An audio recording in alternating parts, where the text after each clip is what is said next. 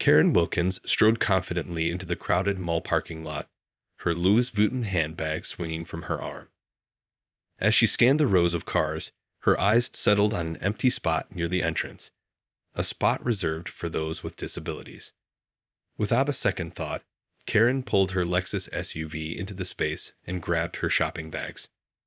"This is perfect," she muttered to herself, a slight smirk playing on her lips. "I'm far too important to waste time hunting for a regular spot." As Karen sauntered towards the mall, she failed to notice the security guard approaching her vehicle. The guard, a no-nonsense man named Mike, had been patrolling the lot for the past hour, keeping a keen eye out for any rule breakers. "Excuse me, ma'am," Mike called out, striding up to Karen. "I'm afraid you can't park there. That spot is reserved for those with valid disability placards." Karen turned around, her brow furrowing in annoyance. "Excuse me. Do you have any idea who I am?" she snapped, her voice dripping with condescension. "I'm Karen Wilkins, wife of the CEO of Wilkins Enterprises. I'm a very important person, and I'll park wherever I please." Mike stood his ground, unfazed by Karen's display of entitlement. "I understand you may be influential, ma'am, but the rules still apply to everyone. If you don't have a placard, I'm afraid I'll have to call for your vehicle to be towed." Karen's eyes widened in shock, and her lips curled into a snarl. "You can't do that. Do you know how much my time is worth? I need to get my shopping done, and I don't have time to waste searching for a spot." "I'm sorry, ma'am, but the law is the law," Mike said calmly. "I'm going to have to call a tow truck. You can claim your vehicle at the impound lot once you've obtained a valid placard." Before Karen could protest further, Mike turned and walked back to his patrol vehicle, dialing the number for the tow company.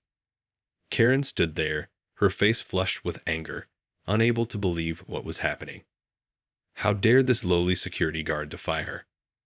"This is an outrage," she yelled, drawing the attention of nearby shoppers. "I'm going to have him fired for this. No one treats Karen Wilkins this way." But her threats fell on deaf ears as the tow truck arrived, and Karen's Lexus was hoisted onto the back, leaving her stranded in the parking lot, her shopping bags clutched tightly in her hands. As she watched her vehicle disappear, Karen's sense of entitlement was shattered, and she realized that even the most privileged could not escape the consequences of their actions. As the tow truck pulled away with Karen's Lexus, she stood there in the parking lot, her jaw clenched in fury. She couldn't believe that she, Karen Wilkins, had been treated with such disrespect. Surely, the security guard must have recognized her importance and the influence her husband wielded. Fuming, Karen stormed into the mall, determined to find the manager and have the guard reprimanded, or better yet, fired. She marched straight to the information desk, slamming her hands on the counter and glaring at the startled young woman behind it. "I need to speak to the manager immediately," Karen demanded, her voice dripping with venom. "One of your security guards just had my car towed, and I want him fired for his insolence." The woman at the information desk blinked in surprise, taken aback by Karen's aggressive tone. "I'll see if the manager is available, ma'am," she stammered, quickly picking up the phone to make the call. While Karen waited, her mind raced with ways to punish the security guard and assert her dominance. She had never encountered such blatant disrespect, and she wasn't about to let it slide. As far as she was concerned, the rules did not apply to her. She was special, and everyone should know it. After a few minutes, a well-dressed man with a name tag that read "manager" approached Karen. "Good afternoon, ma'am. I understand you have a concern. How can I assist you?" Karen straightened her posture, fixing the manager with a steely gaze. "Your security guard just had my car towed, and I want him fired immediately. I'm Karen Wilkins, the wife of the CEO of Wilkins Enterprises, and I will not tolerate such disrespect." The manager's expression remained neutral, and he held up a hand to interrupt Karen's tirade. "I understand your frustration, Mrs. Wilkins, but I'm afraid I cannot terminate the security guard's employment based on your demand." He was simply enforcing the law and the mall's policies regarding disabled parking spots. Karen's eyes widened in shock, and her face flushed with indignation. The law? I don't care about the law. I'm above the law. My time is far too valuable to waste searching for a spot, and I should be allowed to park wherever I please. The manager shook his head, his expression turning stern. I'm sorry, but that's not how it works. The disabled parking spots are reserved for those who need them, and your personal importance doesn't exempt you from following the rules. If you don't have a valid placard, you can't park there. Karen opened her mouth to protest, but the manager raised his hand again, silencing her. I suggest you go claim your vehicle from the impound lot and obtain a disabled placard if you require special parking accommodations. Otherwise, I'm afraid you'll have to abide by the same rules as everyone else. Fuming, Karen turned on her heel and stormed out of the mall, her designer heels clicking furiously against the floor. As she stepped outside, she realized the gravity of her situation. Not only had her car been towed, but she had also been publicly humiliated and defied. For the first time in her life, Karen Wilkins had been treated like a regular person, and she didn't like it one bit. Karen Wilkins stormed out of the mall, her face twisted with a mixture of rage and humiliation. As she hurried to the impound lot, she cursed under her breath, her mind racing with ways to regain control of the situation. Once she reached the impound lot, Karen marched up to the attendant, her designer sunglasses perched on the bridge of her nose. I need to retrieve my car, she snapped, her tone laced with arrogance. The attendant, a bored-looking young man, barely glanced up from his computer screen. Name? Karen Wilkins, she replied, her eyes narrowing. The attendant typed something into the computer, then nodded. Okay, your car is here. The towing and impound fees come to $250. Karen's eyes widened in disbelief. $250, she exclaimed. That's outrageous. I demand to speak to your supervisor immediately. The attendant sighed, clearly unimpressed by Karen's outburst. Ma'am, those are the standard fees. If you have an issue with them, you'll need to take it up with the city. Now, do you have a valid form of payment, or would you like me to call the police to have you removed? Karen's jaw clenched, and she glared at the attendant with unbridled fury. How dare this lowly employee speak to her in such a manner? Begrudgingly, she pulled out her wallet and handed over her credit card, muttering under her breath. Once the transaction was complete, the attendant handed Karen her keys and pointed towards the back of the lot. Your car is over there. Have a nice day.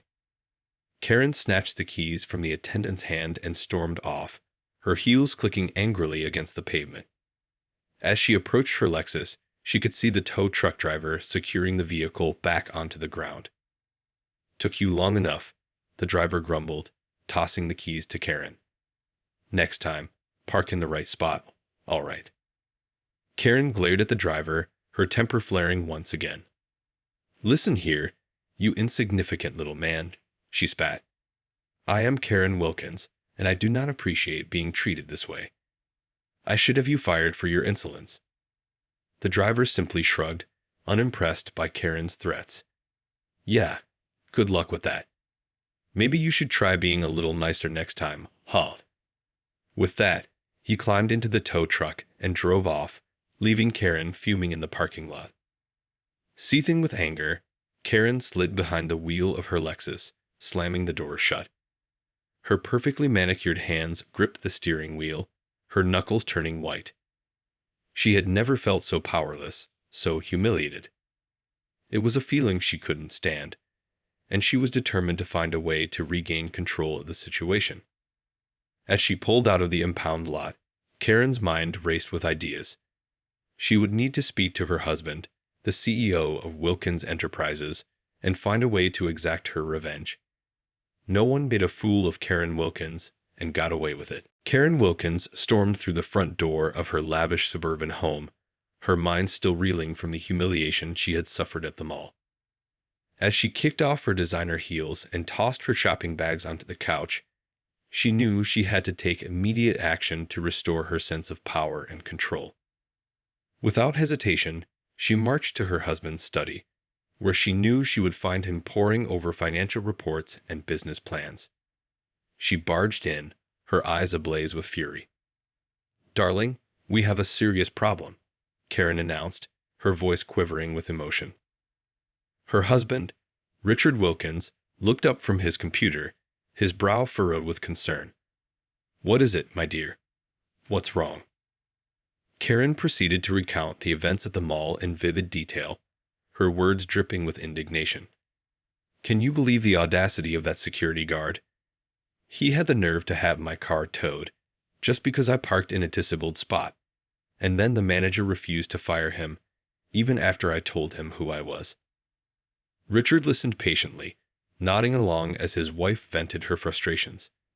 When she had finished, he leaned back in his chair, steepling his fingers contemplatively. "Well, my dear, this is certainly an unfortunate situation," he said, his voice measured and calm. "However, I must say that the security guard and the manager were simply following the law and the mall's policies. As much as it pains me to say this, you were in the wrong." Karen's eyes widened in disbelief, and her jaw dropped. "What? How can you say that?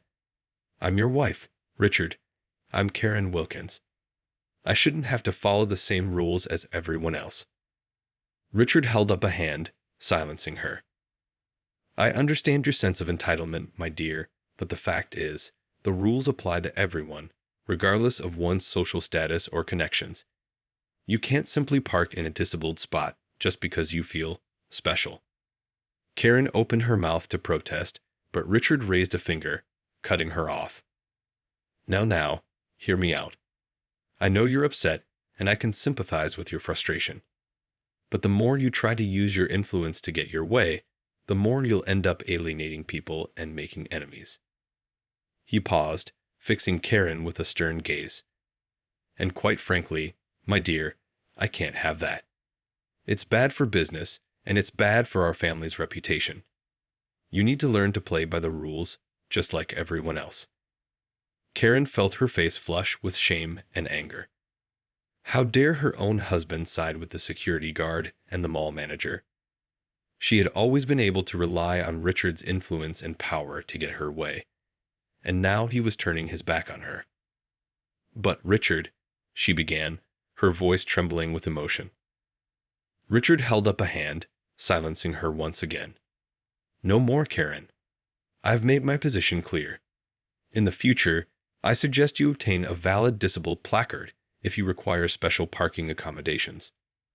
Otherwise, you'll have to abide by the same rules as everyone else. Is that understood?" Karen clenched her jaw, her eyes narrowing with resentment. She knew better than to argue further with her husband when he had made up his mind.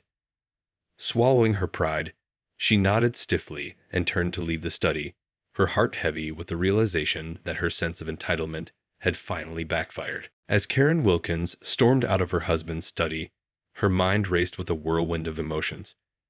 She felt betrayed, humiliated, and utterly powerless. Three sensations she had never before experienced in her privileged life. For as long as she could remember, Karen had lived in a world where her wealth, status, and connections had shielded her from the consequences of her actions.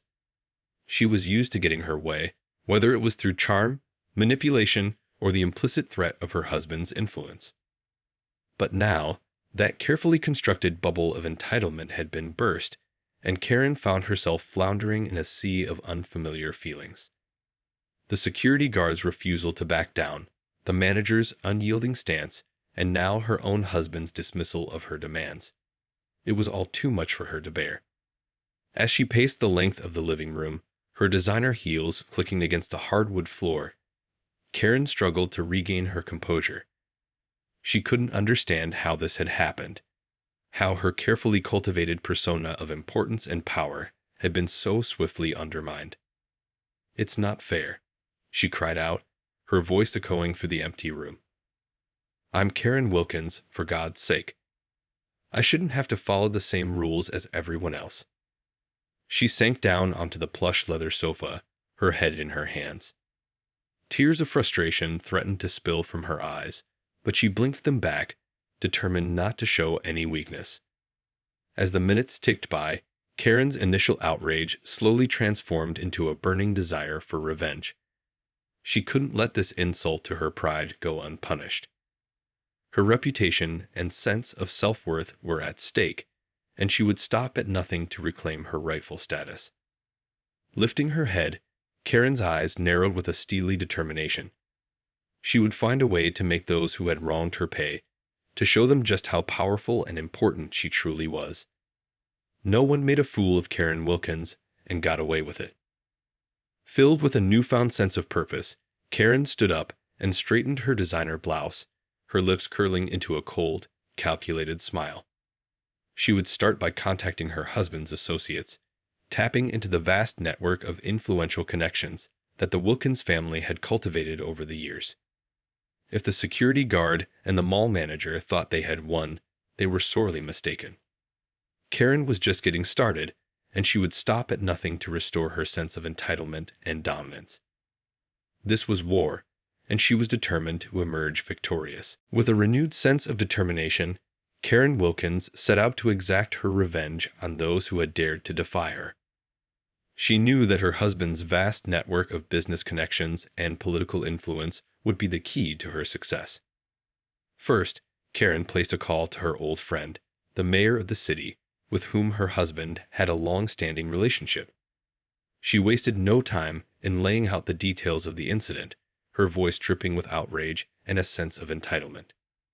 "This is an absolute outrage, Mayor Johnson," Karen exclaimed. "One of your security guards had the audacity to have my car towed simply because I parked in a disabled spot. Do you have any idea who I am?" The mayor, a seasoned politician well-versed in dealing with Karen's brand of privileged entitlement, listened patiently. "I understand your frustration, Mrs. Wilkins, but the security guard was simply following the law. Disabled spots are reserved for those who have valid permits." Karen scoffed, her grip tightening on the phone. "That's nonsense.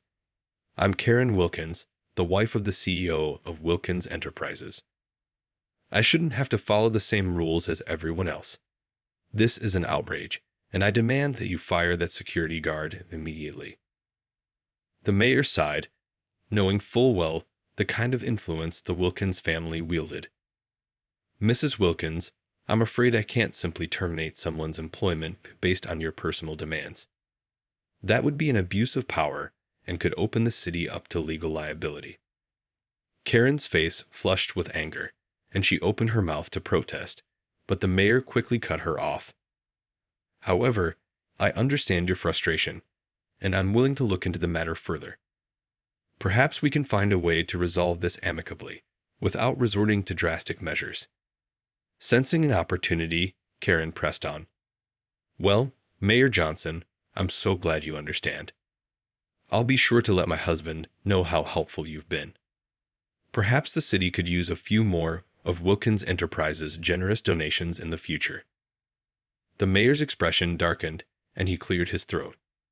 "I appreciate your offer, Mrs. Wilkins, but I must remind you that my position is not for sale. I will look into this matter, but any actions I take will be based on the merits of the case, not on the influence of your family's wealth and connections." Karen's eyes narrowed, and she felt a surge of anger coursing through her veins. How dare the mayor defy her? Didn't he understand the power she wielded? Furious, she slammed the phone down, her mind racing with a new plan of attack. If the mayor wasn't willing to play ball, then she would have to find other ways to punish those who had wronged her. With a sinister grin, Karen began dialing the numbers of her husband's business associates, determined to use every resource at her disposal to exact her revenge. After her failed attempt to leverage the mayor's influence, Karen Wilkins was more determined than ever to make those responsible for her humiliation pay. She knew that her husband's extensive network of business connections and political ties could be the key to her victory, and she was prepared to use them to the fullest extent. Furiously punching numbers into her phone, Karen reached out to several of Richard's closest associates, each of whom held significant sway in the local community. She spared no detail in recounting the events at the mall, painting herself as the innocent victim of a grave injustice. "This is an outrage," she exclaimed to each of them, her voice dripping with indignation. "The security guard and the mall manager have shown a complete disregard for my status and importance. I need your help to ensure they are held accountable for their actions." Karen's appeals to the power and influence of the Wilkins family name carried weight, and her associates listened intently, their brows furrowed with concern. They knew that crossing the Wilkins clan could have dire consequences, both professionally and personally. One by one, Karen's allies began to mobilize, leveraging their own connections and resources to put pressure on the mall's management. Phone calls were made, meetings were arranged, and subtle threats of economic and political retribution were issued. The security guard, Mike, suddenly found himself the subject of intense scrutiny. His superiors at the mall began to question his handling of the situation, hinting that his job could be in jeopardy if he didn't learn to be more accommodating to VIP customers like Karen Wilkins.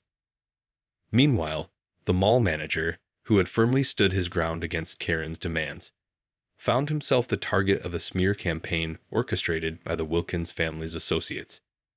Suddenly, his competence and decision-making were called into question, and his position at the mall began to feel increasingly precarious.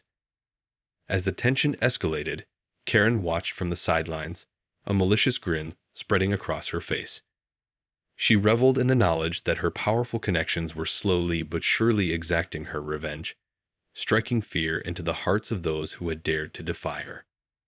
"That'll teach them to mess with Karen Wilkins," she muttered to herself, her eyes gleaming with triumph. The once confident security guard and manager now found themselves on the defensive, their futures hanging in the balance as the Wilkins family's influence bore down upon them. But even as Karen savored her victory, a nagging feeling of unease crept into the back of her mind. She couldn't shake the sense that her actions, driven by her relentless need for control and validation, were spiraling out of her grasp. The consequences of her choices were beginning to take on a life of their own, and Karen couldn't help but wonder if she had gone too far. As Karen Wilkins basked in the satisfaction of having her powerful connections exert pressure on the mall's security guard and manager, a subtle shift began to take place. The once confident and self-assured woman found herself increasingly uneasy, as the consequences of her actions started to take on a life of their own. While the security guard and manager faced mounting scrutiny and uncertainty, Karen's own sense of security began to crumble. She couldn't shake the nagging feeling that she had crossed a line, that her relentless pursuit of revenge had spiraled out of control. One day, as Karen was preparing to leave for a high-profile charity event, her husband, Richard, approached her with a grave expression. "Karen, we need to talk," he said, his voice tinged with disappointment. Karen's heart sank, and she immediately knew that something was terribly wrong. "What is it, darling?" she asked, trying to maintain her composure. Richard sighed deeply, and Karen could see the weight of the situation etched on his face. "I've just received some disturbing news. It seems that your meddling in the mall incident has caused some serious problems for the company." Karen's brow furrowed in confusion. "What do you mean?" "I was just trying to defend my honor and set things right." "That may be true," Richard replied, "but your actions have had far-reaching consequences. Several of our business partners have threatened to withdraw their support, and there are even whispers of a potential boycott. All because you couldn't let this go and insisted on using our connections to settle the score." Karen's eyes widened in shock, and she felt a lump forming in her throat. But how could this happen? I was just trying to show those people who they were dealing with." Richard shook his head, his expression a mixture of disappointment and exasperation. "Don't you see, Karen? Your sense of entitlement and your inability to accept the consequences of your actions have now put our entire business empire at risk. This has gone too far, and I won't allow you to jeopardize everything we've built." Tears welled up in Karen's eyes as the gravity of the situation sank in. She had always taken her husband's influence and power for granted, never once considering the potential fallout from her actions. Now, her reckless pursuit of revenge had threatened to unravel the very foundation of their privileged life. "Richard, I'm sorry," she stammered, her voice trembling. "I didn't mean for things to spiral this far out of control. I just wanted to restore my sense of importance and show those people who they were dealing with." Richard held up a hand, silencing her. "It's too late for apologies, Karen. The damage has been done, and now we have to find a way to mitigate the consequences. From this day forward, I want you to understand that your sense of entitlement and your disregard for the rules will no longer be tolerated. You will abide by the same laws and regulations as everyone else, or you will face the consequences." Karen nodded, her shoulders slumped in defeat. She knew that she had pushed her husband too far, and that this time there would be no escaping the repercussions of her actions. As she watched Richard turn and walk away, Karen felt a deep sense of shame and regret wash over her. In the end, Karen Wilkins' desperate attempt to assert her superiority had backfired spectacularly, leaving her with a shattered sense of self and a newfound understanding that even the most privileged are not immune to the laws of karma. The once untouchable Karen Wilkins had finally learned a hard lesson about the consequences of her entitled behavior, a lesson that would forever change the trajectory of her life.